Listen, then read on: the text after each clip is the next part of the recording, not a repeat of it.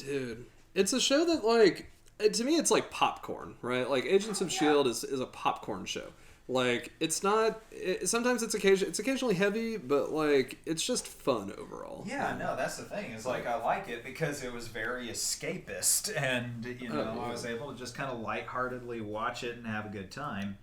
And I think, like... I don't know. It's taken some weird twists and turns, to be sure, but it's fucking Marvel. I mean, like, I can't hold too much against them.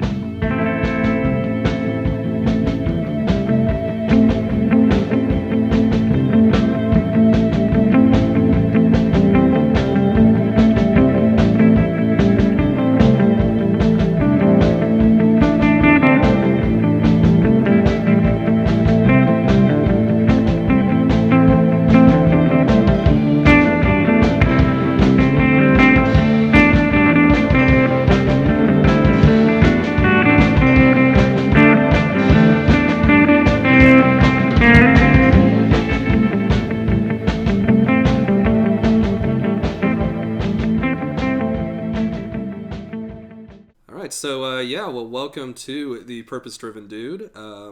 My name is Alex. And I am Brad. And we're here to bring you some doodly wisdom, doodly advice, maybe. Just delving into the mysteries of the world through the window of dudism. Yes, the slowest growing religion in the world. Based on a movie we're going to be talking about tonight. Yep, that being The Big Lebowski by the Coen brothers. Yeah. If you're not familiar with that source material, it would probably be a good idea to double around. I was about to say, you might want to stop the podcast, go watch the movie. It's only about 2 hours long, and then come back. We'll be waiting. Yeah, we'll be here. Yeah, we'll be waiting. We'll be waiting. Watching. Maybe I'm waiting for you, Jeffrey. I know you're out there. Have you done your homework yet, Jeffrey? Oh man. So yeah, so that's the shtick, and we're here to have some fun tonight. So I think probably the best way to kick this off, I guess, is with our usual opener, right? We'll just dig in with some particularly doodly.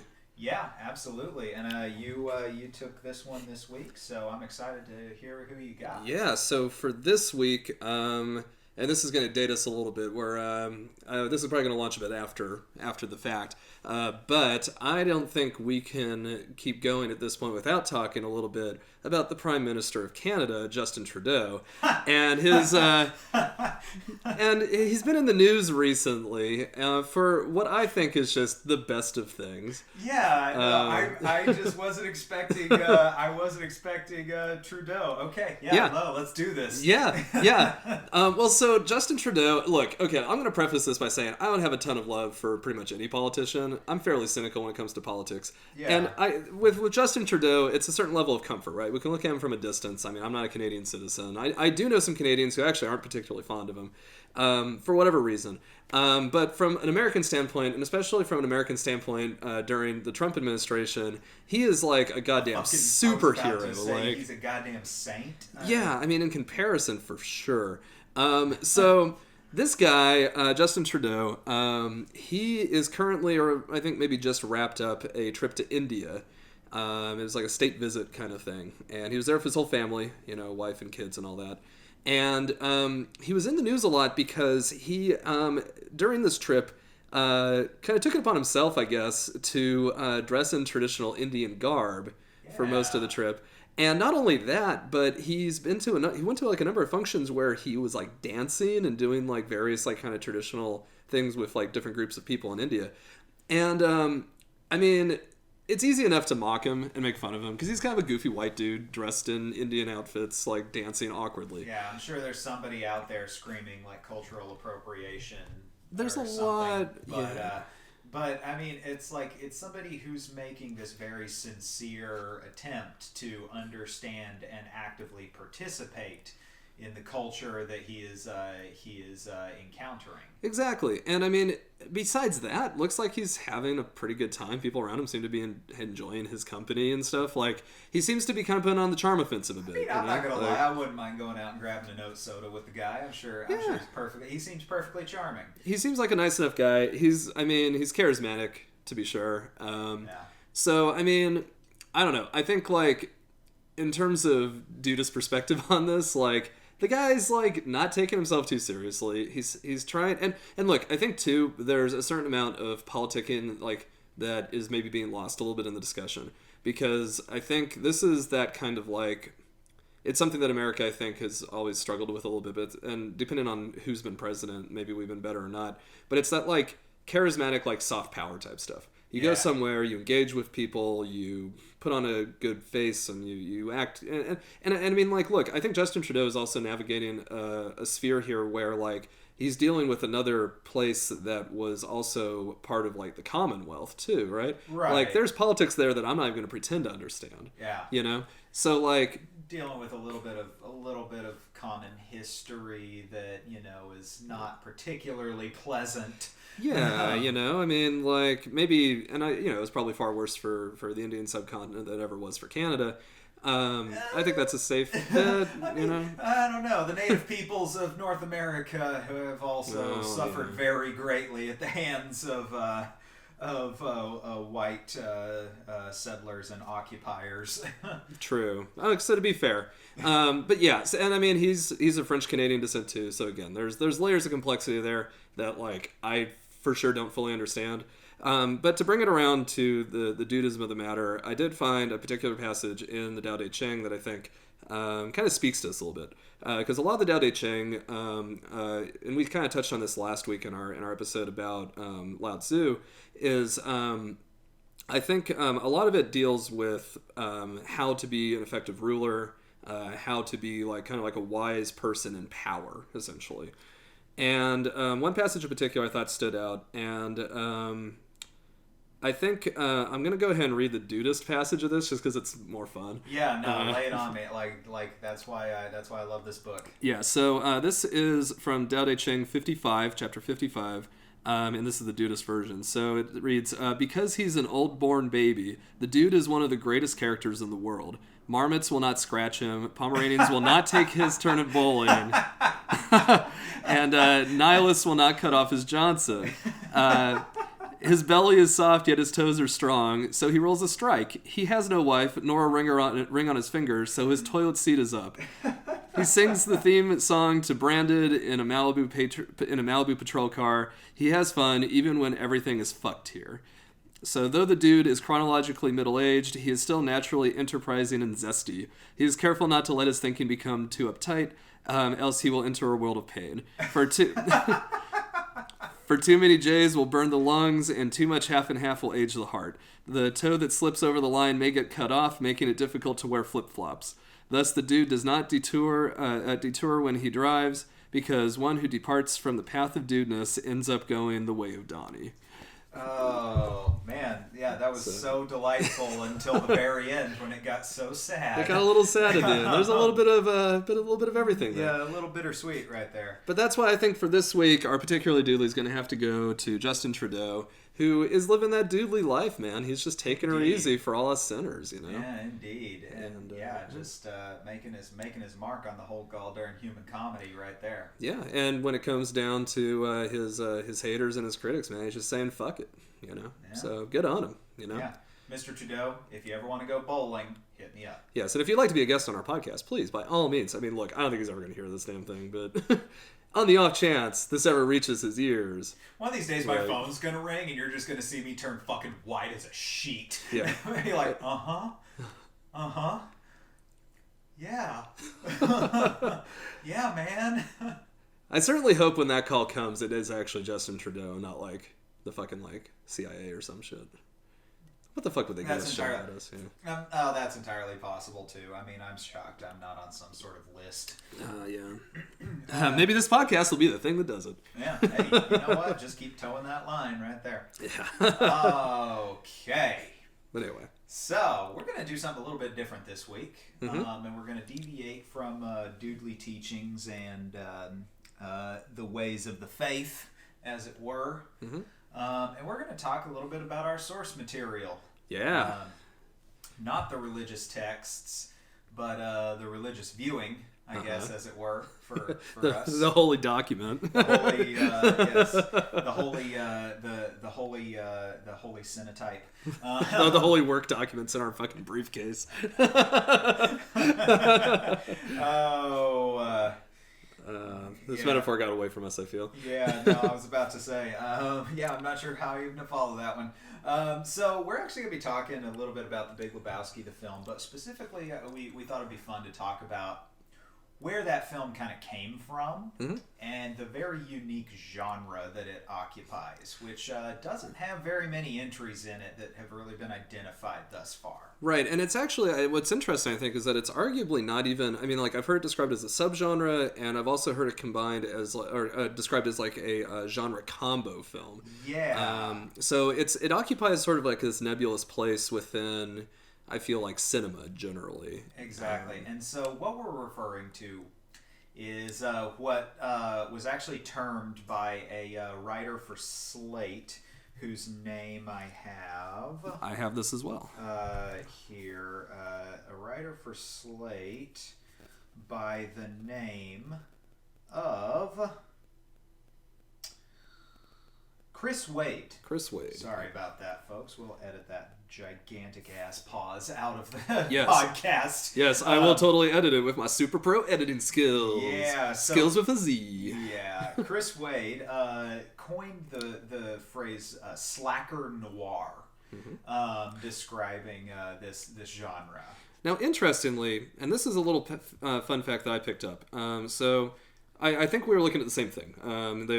Back in 2015, early 2015, Chris Wade wrote an article for Slate and also produced Slate.com produced a YouTube video kind of breaking down this concept. The video essay that he put together is fascinating. It's wonderful. It's only about 4 minutes long. We'll link it in the post here when this goes up. Highly recommend watching it. A lot of what we're probably going to be talking about here is going to refer to that. But I found something interesting because I went digging because I thought that sounds really recent for this to be a term. I mean, Big Lebowski came out in 2008. Or, I'm sorry, 1998. I was about to say. Well, and he even posits in his breakdown that, you know, this is sort of like a subgenre that has existed for decades at this point. Yeah, in various iterations. We're coming up on about like 45 years since like what a lot of people would call the first example. Yeah, and that being the Long Goodbye. Adapted from the Raymond Chandler novel, directed by Robert Altman. 1973. Yeah. But interestingly, I went digging for earlier references to the term slacker noir and kind of leveraged some of my librarian skills. I actually went poking around. I'd say fucking librarians. I know. I'm about to throw a whole wrench. Punk-ass book jockey. Throw a whole wrench in this whole thing. But interestingly, and I thought this was kind of fascinating because it's a term that, as far as I can tell, it actually dates back to the mid-90s. Oh, really? Yeah, I found an article by a film critic or a film writer who worked for the Chicago Tribune. And this was an article from February 4th, 1996. The title of the article is where he coined the term, Slacker Noir. It's the title is Slacker Noir, Petty Thieves Dream Big in Texas Quintet's Low-Budget Bottle Rocket. And it's an interesting article.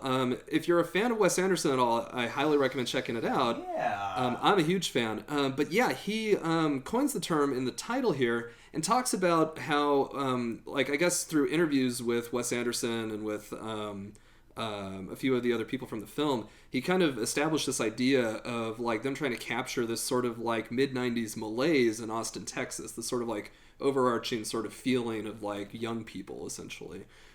Which, I mean, I'm not from Austin or from Texas at all. I can't speak to it. I mean, and that film came out when I was in like elementary school. Sure. I was about to say, boy, I feel like we should get Kristen to come and give us a little bit of commentary on that one. Yeah, our friend Kristen, who you may know from other podcasts on our network, such as Your Favorite's Problematic. But yeah, which you should definitely check out if you haven't. But anyway, awesome. but he talks to some similar themes, which Wade discusses, almost 2 decades later. Wow, okay. Which was kind of fascinating to me. Yeah, no kidding. And in my research, I did not come across Bottle Rocket, which now that you mention that makes me go, Okay, yeah. Yeah. Bottle Rocket totally fits into like the genre that we're kind of attempting to define here. A little bit. It's a little bit kind of tangential, I think, to kind of what is Perhaps, become yeah. maybe more of a little bit more of like a contemporary usage of the term. But definitely fits. I mean, in that you have these sort of disaffected young people or disaffected people in the film. They have a pretty clearly stated goal that they are almost like zealously seeking, you know. Sure. I mean, well, and at the same time, like a very self-oriented goal. Exactly. Which is something that a lot of people will point out as a characteristic of slacker noir. Absolutely. And I think, you know, when I thought about it a little bit too, I think that Wes Anderson, if nothing else, in his body of work, and like I said, I'm a big Wes Anderson fan. I've seen all of his films, and I think his sort of overall. Wes, if you ever want to do a guest spot on the show, just give me a call. And, let us know. We'd be happy to have you. I would, yeah, it'd be amazing. But I think the overall kind of sense of, there's a certain narcissism that exists in pretty much all of his films, at least it represented one of the characters in each film, and also a certain sense of melancholy. There's a sort of like disaffected like attitude. Yeah, there's a certain cynicism. Cynicism too, for sure. And I think his films tend to, I think, as opposed to just straight cynicism of like a classic noir, I think his films operate in what I would use the term melancholy to describe this sort of like mixture of emotion. Yeah. His particular brand of it, definitely. Yeah, absolutely. So, but that was the earliest reference I found. Chris Wade does not mention that in his breakdown, but right. And yeah, I was about to say that's interesting because I did not come across that in my research, but it just goes to show how long I've been out of the library business, I guess. Yeah, and I mean that's the thing. And I went digging further because I thought, well, since we're dating ourselves, or we're dating this subgenre back to the early '70s, essentially, I thought maybe somebody else had touched on this. Not that I could find. I could very well be wrong. But interestingly enough, what I came across, the article that I really enjoyed reading, was actually on a website called nofilmschool.com. Okay. And this particular article was by V. Renee. Okay. Thank you for your contributions, V. And in this, Renee actually really kind of posits about how this being a little bit of a mashup between noir and neo-noir and also like your classic stoner comedy. Sure, like your Cheech and Chongs. Your Cheech and Chongs and things of that nature. That stoner comedies have never really invited like the same analysis that film noir and neo-noir have. Definitely so true. It's a little bit more difficult to find source material to really talk about very true these things. But I think one of my favorite things that Renee wrote in their article was actually dug up a Slate piece from 2007. Okay. That actually said that was actually talking specifically about the stoner genre, and said besides the act of looking for marijuana, the other main activity in a stoner movie is escaping authority figures, often the police, but occasionally campus security guards, coworkers, or parents who don't just oppose the stoner's flagrant drug usage, but their lifestyle of leisure and innocence. That's really good. I like that. And the thing that I really got to thinking about, and that Renee pointed out, and that really got me thinking was that's where that disconnect and that cynicism really kind of made itself apparent for me, was this inherent sense of innocence in a lot of these characters. It's an interesting point. As opposed to the very morally compromised characters that you would find in noir and neo-noir. Right, and I think it might actually be important, and I wrote this down in my notes just to quickly define our terms a little bit, because I think it's worthwhile to define film noir, generally speaking, just for maybe someone who maybe is not too familiar. We probably should have led with that. Yeah, in fairness. In absolute fairness. This has been a little bit rambly so far, but we'll figure it out. But honestly, that's actually a really good point to pivot to with that, because, interestingly, because so film noir, this is just the definition I found on Google when I Googled film noir. It literally translates to black film. It's a French term. And it's a style or genre of cinematographic film. Yes. French term, just like Pinot Noir is French for black penis. Right. I think that's right. Yeah. Mid-sized car, various other things that go. Tom Berenger. Yeah. He was an '80s film star. Perfect. Man, we're good. So it's a style or genre of film marked by a mood of pessimism, fatalism, and menace. The term was originally applied by a group of French critics to American thriller or detective films made in the period between 1944 and 1954, and to the works of directors such as Orson Welles, Fritz Lang, and Billy Wilder. Often cited their influences in these films as going back to German Expressionism. Right, so this goes back to like pre-war era, like Weimar period German cinema.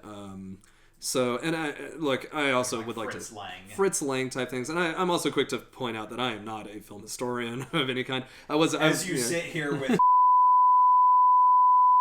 on your lapel there. This is true. I do work at a film school, but it is not my actually is not my academic background. I just happen to be a bit of a film buff, so it works out. But that's the interesting thing, and what your point you made about stoner noir, where like you where you kind of deviate a lot, and why it's probably hasn't garnered as much kind of critical appraisal to this point, is that like in your classic noir film, your main character is primarily motivated by solving the case, like by any means, and they are almost certainly morally compromised along the way. Like they probably there's plenty of examples of these protagonists like delighting in violence.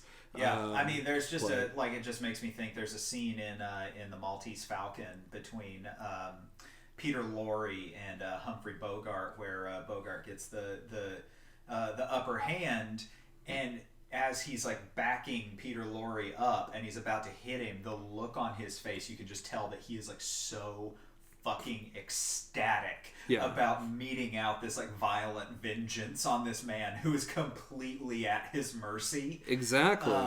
And that just like really sums up like the moral character of film noir for me. And actually, back to our friend Chris Wade here from Slate, he touches on this, and I made a note here. So Chris, if you ever want to guest on the show, feel free to give me a call, and we'd be happy to have you on. But he points this out. He says motivation to resolving the mystery is their primary motivation in a classic noir, and beyond that, though, he notes that it's not only that, but it's also a desire to then remove themselves from the situation and return to a certain anonymity, usually as a PI or something like that. Right. Whereas the classic noir anti-heroes aren't necessarily morally motivated, but they're determined to solve the case to any extent. So both protagonists, though, between stoner noir and classic noir, have removed themselves from society in some way. They have a desire they're ostracized in one way or another from society. To sort of self-imposed isolation. Yeah, and it's a common theme between both of them, too, that both characters are punished by being dragged back into whatever the case is. The example that I love of that in a more classic, it's a sci-fi noir combo, but in the original Blade Runner, like that's the beginning of the movie. Basically, is Deckard, played by Harrison Ford, is literally like dragged in to the police precinct. Yeah, and has absolutely no desire to have anything to do with the plot line of this classic film that he has found himself to be a part of. Yeah, he's a totally reluctant hero. Like he's really an anti-hero, as so many noir heroes tend to be. But he has no desire, and the same kind of tracks with a lot of stoner noir too. I mean, very much. Yeah, no, I think what really fascinated me, again referring back to the Slate article, was whenever they were talking about how, whereas a lot of the film noir, you're looking at this anti-hero, this loner who is in an active pursuit of a goal.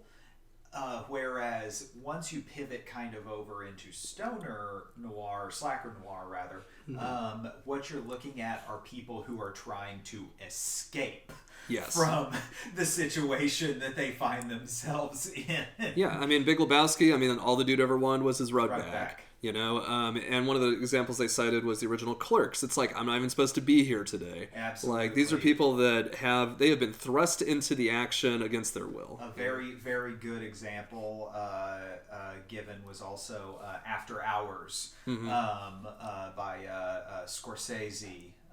And starring Griffin Dunn, where all this man wants, he's in Soho, and all he wants is a bus ticket home, but just everything that could possibly go wrong goes wrong. Yeah. And it's this wonderful sort of like tonal shift from pursuit to escape, which I really kind of love about this genre.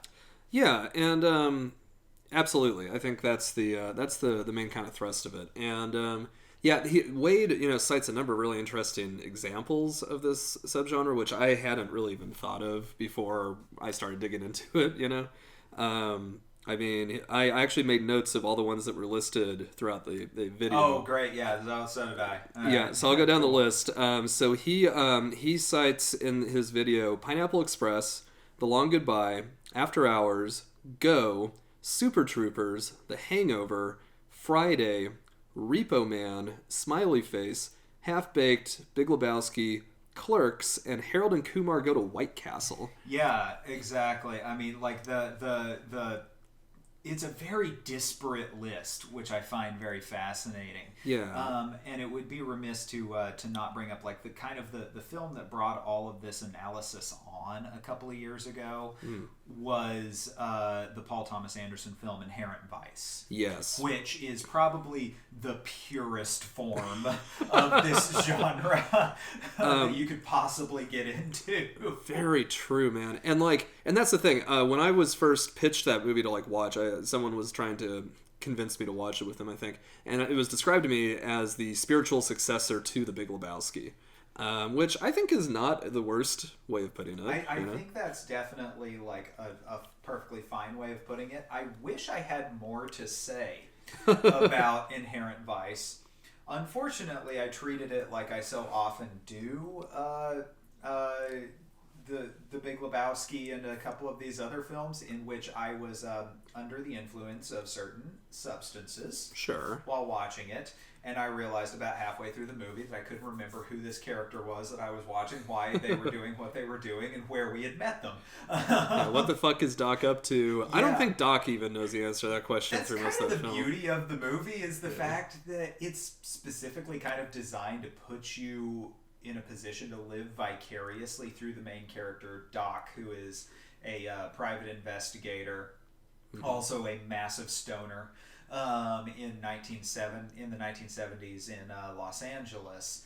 And the way that this film is set up is kind of so fascinating because it's at times feels so disjointed. You genuinely feel just as confused as the characters on the screen. Yeah, and I mean, there's a lot of that going on in that film. It is a little stream of conscious, I guess, in its approach, and that consciousness that you're presented with is a weird one. Yeah, and to the point where there's a narrator in kind of classic noir style. There's actually a narration that goes on over the film, and you're not really even entirely sure through most of the film whether it's a person or whether it's just a figment of Doc's imagination. And because you never see that person except in flashbacks. Yeah. It's the weirdest damn thing. And I kind of love it. I thought, I like P.T. Anderson to begin with. It wasn't a hard sell. Yeah. And I thought the acting was great and everything too. It's I genuinely enjoyed the movie, but it's I need to go back and watch it where I am not under the influence of certain substances. Yeah. I don't know why I'm fucking... I don't know why you're hedging this, man. We live in California. It's fucking legal, man. I was stoned off my gourd the first 2 times I watched that damn thing. And it did not help. It did not help at all. I mean, but... Watch the movie sober first. Yeah. Or, I mean, hey, live your own life. Yeah, I was about to say, live your life, but if you want to remember the movie, watch it sober first. Yeah, but I mean, but it does fit a lot of those sort of noir tropes, right? You have ostensibly a private investigator whose main motivation really throughout the film is to get down to brass tacks and figure out the case that he's given. And he gets there... Classic femme fatale that draws him into the case to begin with. And yeah, it's got so many classic icons of the genre. That it's Crooked Cops, like the whole deal, you know. Just like so, it's handled in such a wonderfully loving and tributary way. Like it never strays into parody. Yeah, weirdly, because I mean it gets a little close. Yeah, it gets really fucking weird. Yeah, but somehow it always avoids straying directly into that parody. It's got, which is fascinating, and it's got, I think, actually one of my favorite Owen Wilson like parts in it. Like I really liked his character in that film. Oh yeah, Owen Wilson with his it was the saxophone, right, that he played in the just Owen Wilson with the fucking saxophone case. It just kind of made sense to me. I don't know why. Yeah, but, no, yeah. I mean it has an absolutely magnificent cast. You have Joaquin Phoenix. You have Josh Brolin. You have oh Jesus, the gal's name from Fantastic Beasts, and Catherine Watterson is the female Watterson, lead. Who is absolutely magnificent. And Reese Witherspoon. Yeah, Reese Witherspoon. Maya Rudolph's in this damn thing. I mean, Martin Short. Martin Short, and one of the points where it does get really close to parody. Yeah, Martin Short, just Martin Shorting the shit out of this movie. Yeah, they just I feel like they just said, okay, go. Yeah.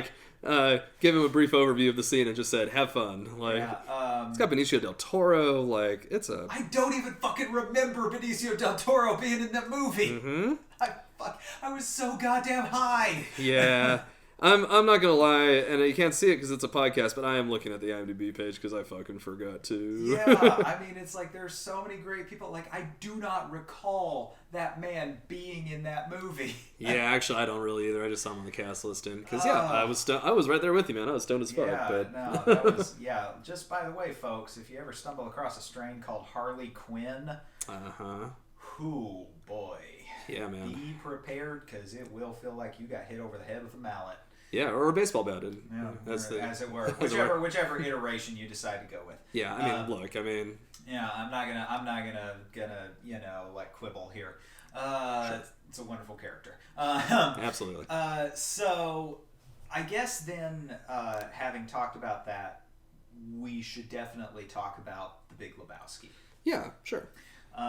Because we've kind of touched on a couple of things that really make it a particularly strong entry into this genre. Mm-hmm. But I feel like, given that we're doing a podcast that's about a religion that's based on The Big Lebowski, maybe that should be our big linchpin in this particular discussion. This rambly ass discussion about stoner noir. I should also mention that I am also considerably more intoxicated during this episode than I have been in previous episodes, so please forgive me if I'm a little disjointed. As you work your way through your, second Caucasian? Yeah, something along those lines. Yeah, I mean, look, we drink while we do this thing. We're not going to lie to you guys. Come on.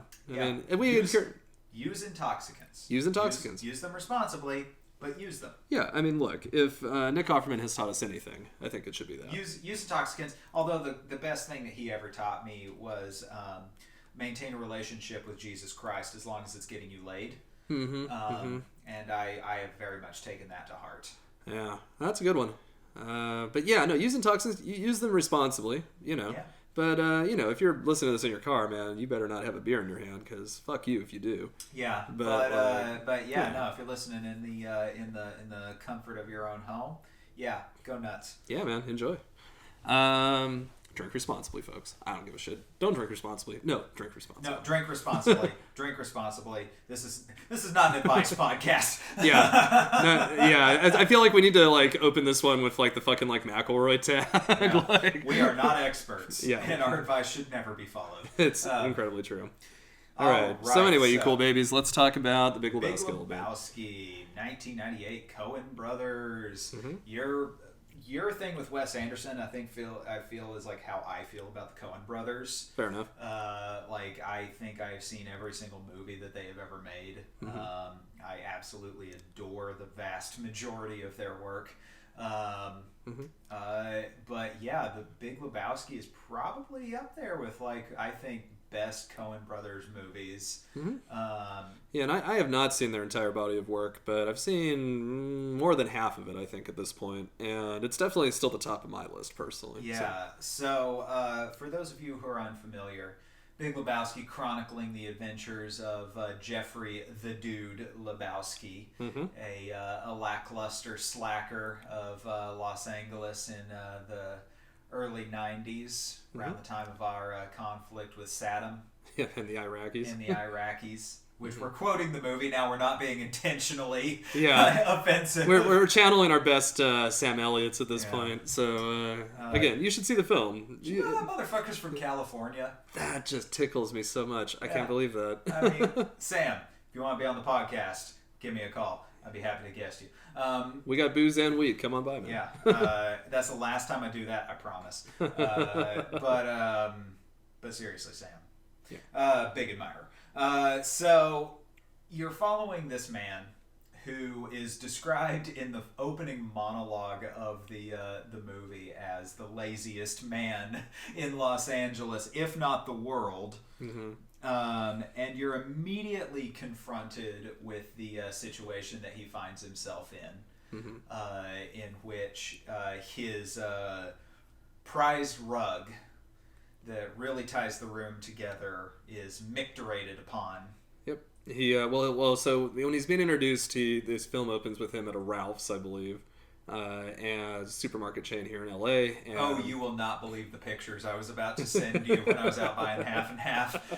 I mean, look, I may have bought half and half wearing a bathrobe before at a Ralph's. I'm just saying, it might be a thing I've done. We've all been there. But so yeah, he comes home from buying half and half to complete his drink of choice, White Russians, and his home has been broken into by a couple of ne'er-do-wells, essentially. Thugs might be too strong a word, but ne'er-do-wells. I don't know, I might go with thugs. I mean, they're pretty rough. They're pretty rough. And they rough him up a little bit and are convinced that he is a different person, essentially, a different Lebowski. Which is very quickly dispelled. Yes, in very funny ways. But in their interrogation of him, they pee on his rug to try to intimidate him. And, again, his prized possession, his rug. Yeah, and so thus the quest begins to seek remunerations for the ruined rug. That really tied the room together. And again, we already kind of have our basic kind of element of Stoner Noir. We have a character who is thrust into the action against his own will, and really all he wants to do is return to base. He wants to return to zero. I mean, he was really just out for the completion of his drink. Yeah, just quiet anonymity.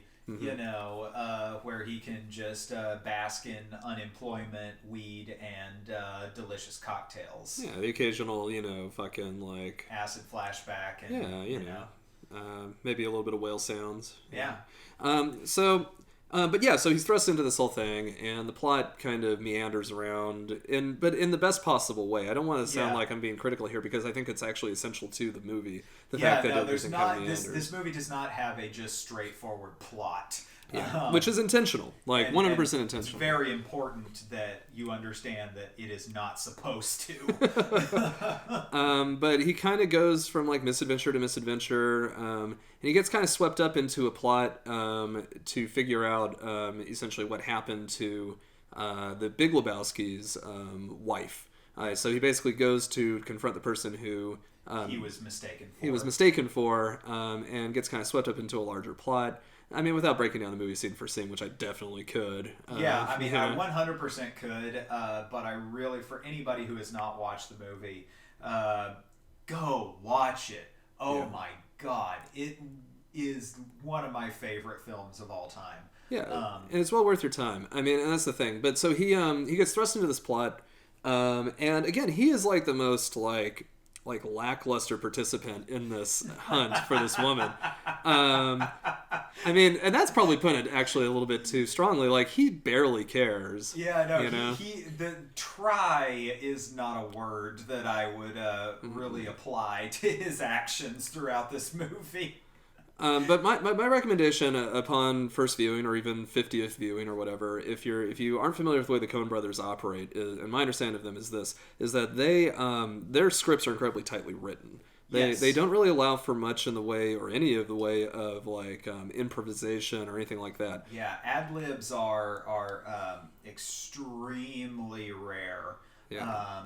If you've ever seen the Coen Brothers movie Fargo, the characters say a lot of well, okay, like it takes place in a minute. Every single one of those is written into the script. Yeah, and down to the point where, like, with The Big Lebowski, I haven't read the entire script. I read, like, the opening sequence that's narrated by Sam Elliott.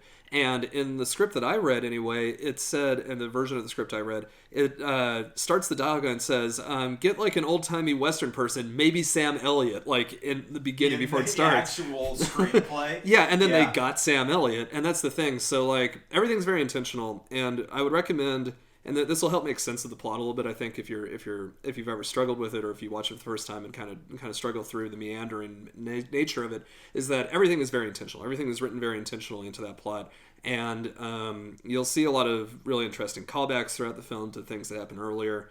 But it's all very intentionally done. So. Yeah, and interestingly enough, has enough substance. That someone has managed to found a religion out of it. Yeah, essentially. Well, and that's the thing I think that's kind of beautifully deceptive about the film, is that you can watch it straight through in a couple hours and think nothing too much of it, but then you can also rewatch it 1,000 times and dig out nuance every single time you watch. Every single time. Like, I literally watched it the night before last, and I was picking out little details that I had never noticed before. In, like 12, what am I at, like 12 years of viewing this movie now? Yeah. And following a goddamn, like, religion based on it. And I'm still picking out things. It is... sorry folks, I'm gonna go there. It's like the fucking Bible. Like, every time you go through it, you're gonna pick out something new.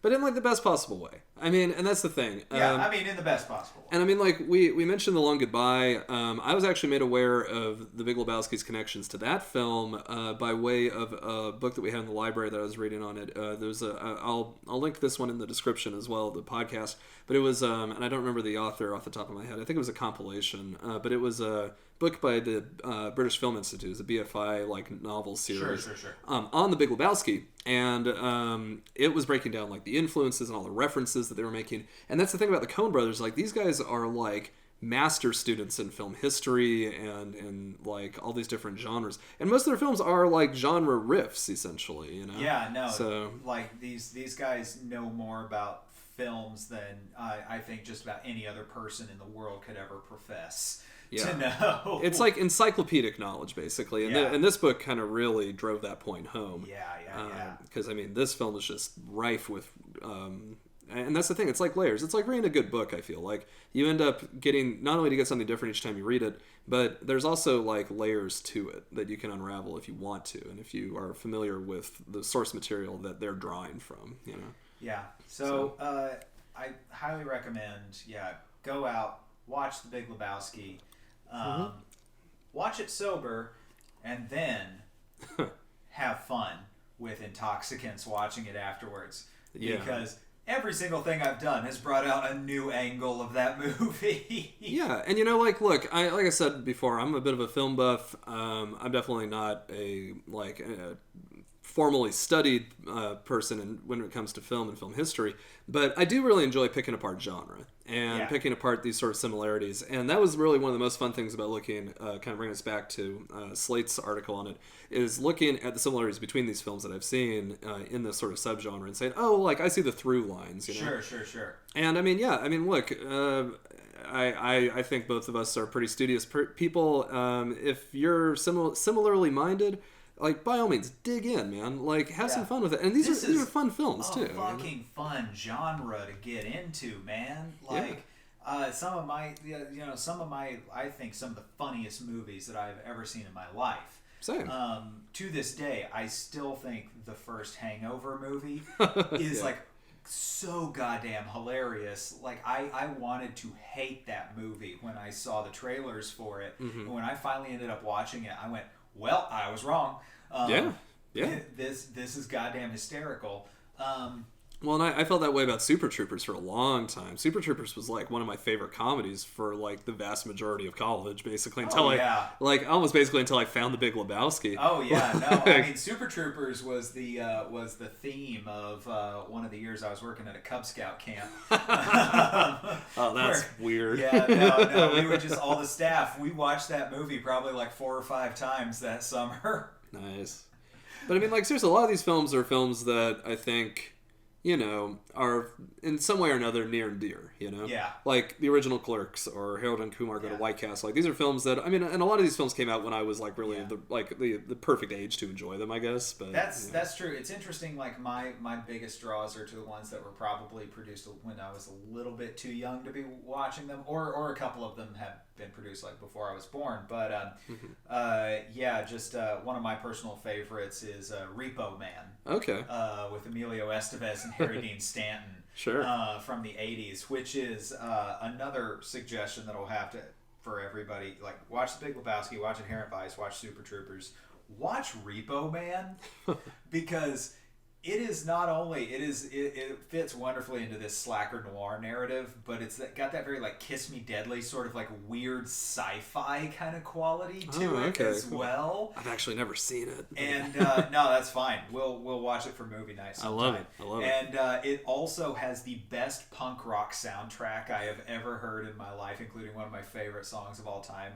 Pablo Picasso, which I cannot remember the artist of at the moment. Because I am like ankle deep in my very strong White Russian here, but just the wonderful refrain of Pablo Picasso was never called an asshole. Wonderful. Oh man. So yeah, I mean, you have anything else to add at the moment? Like, I think I'm about out of... No, I mean, the only other thing I was going to mention, and I mean, okay, so...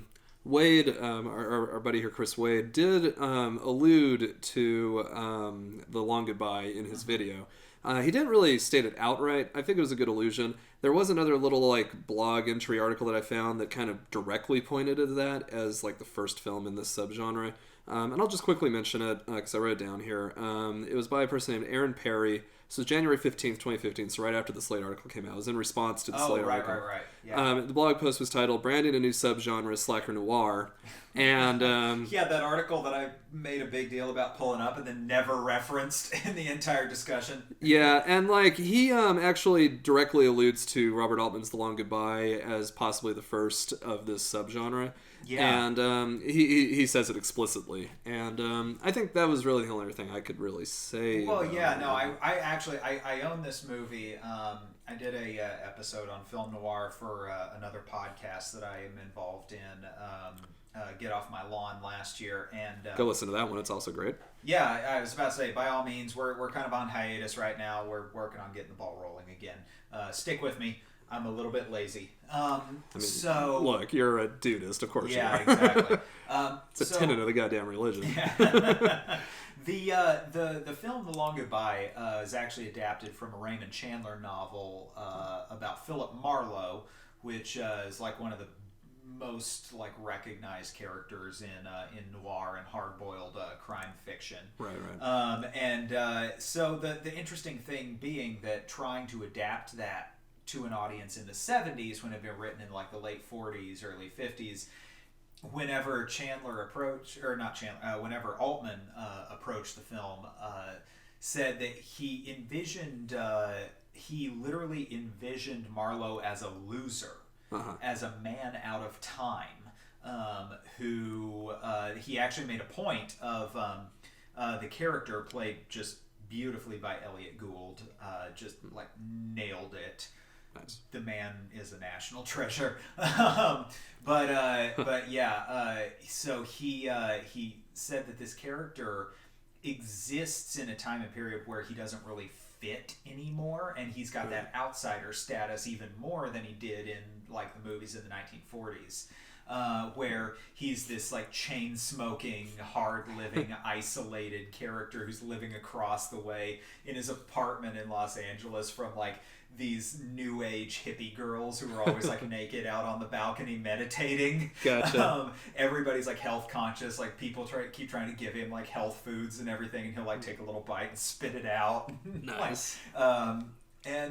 He's driving a car from the late 40s. He's still charging rates that people would have paid a private detective in the late 40s in the 1970s. Gotcha. So it's this really fascinating like sense of isolation and an unwillingness to like come out of that loner sort of quality. He's sort of like insistently stuck in his ways. Yeah, exactly. And it's really fascinating. I highly recommend everyone go out and watch it. It's it maybe hasn't aged as well as a couple of these other movies have throughout the history of this genre, but is still a fantastic film, and I highly recommend it to anybody who's willing to take the time.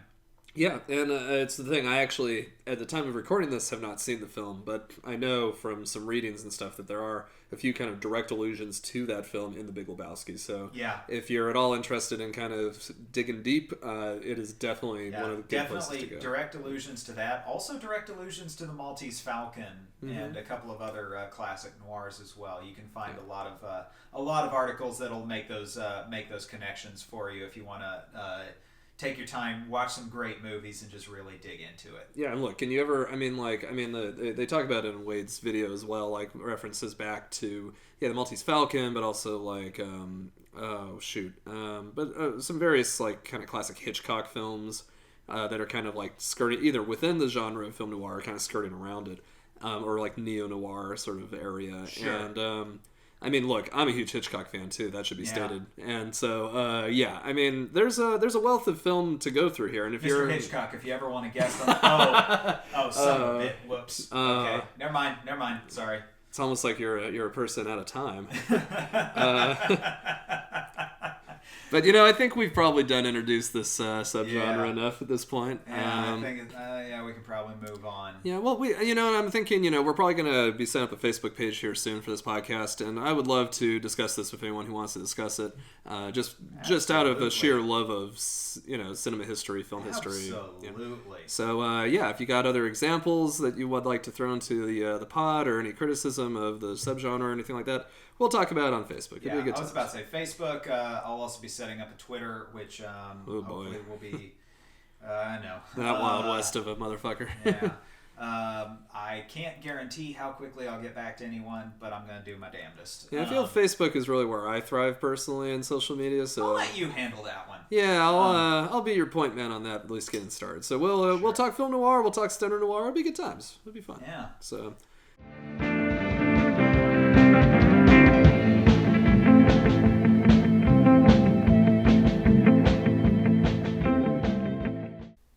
Hey everybody, thanks for joining us for episode 3 of The Purpose Driven Dude. I am your friendly editor and co-host Alex, here for another one of our little housekeeping segments. I want to thank you for listening. Also, I'd like to get right into our shout-outs. First off, I'd like to shout out our music that we use in our podcast. It is, the artist is Apache Tomcat.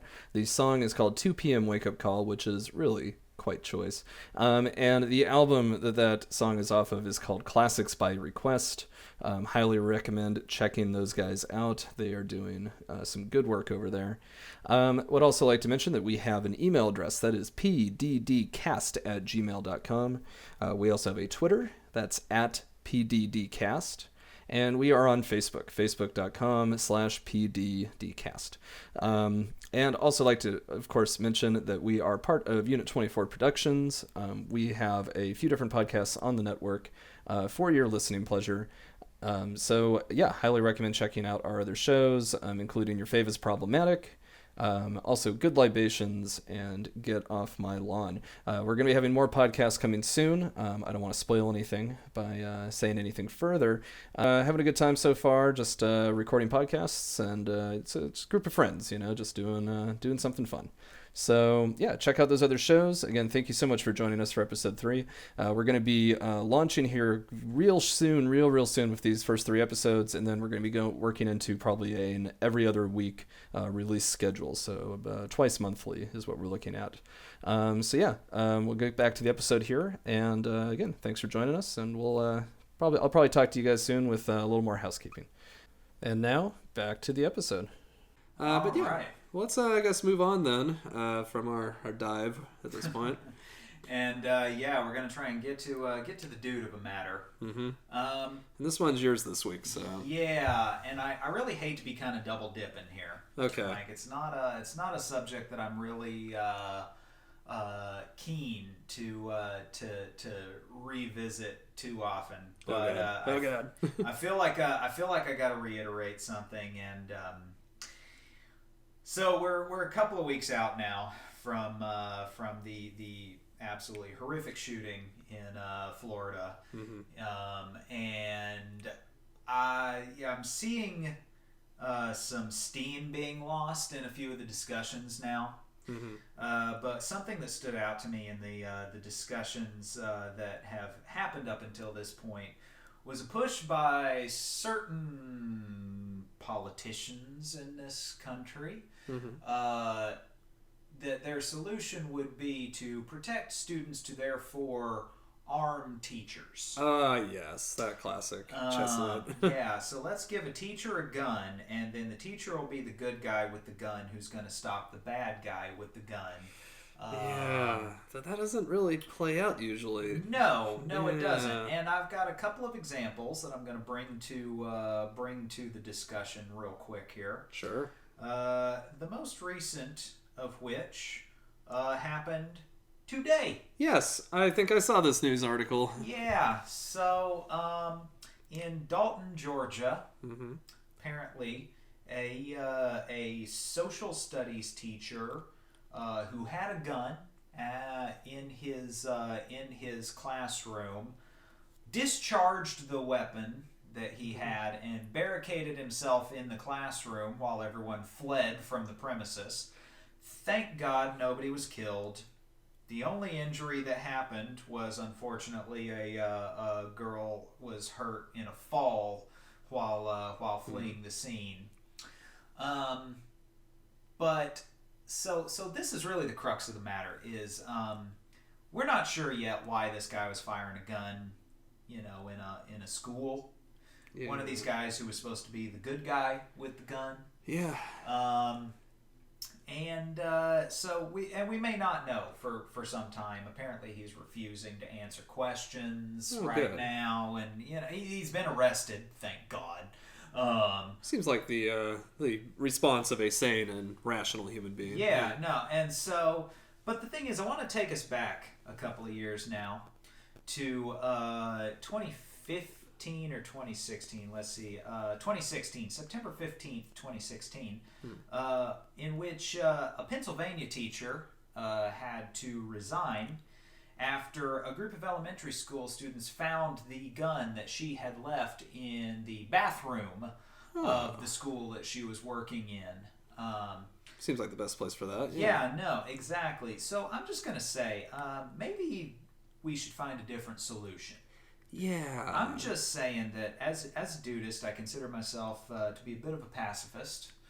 I'm not like disregarding, that sometimes, altercations happen, but I'm just saying that violence ain't the answer here, folks, and adding more dangerous tools to the mix ain't gonna get us anywhere. Yeah, firmly agree. And again, going back to what we were saying last week, I personally, I am in fact a gun owner. I believe that if somebody responsibly wants to own a recreational firearm for target practice or for hunting, then that there's a certain reasonable amount of expectation to that. These tools and weapons do not belong in the public life.